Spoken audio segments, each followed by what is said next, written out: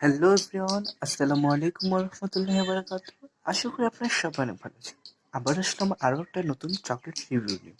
এটা হচ্ছে ভায়া dairy milk test biscuit বল। তো এটাও একটা ডেইরি মিল্কেরই চকো বল। তো এটার প্রাইস হচ্ছে ৫ টাকা।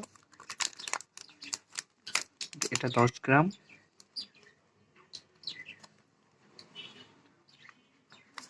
খুলে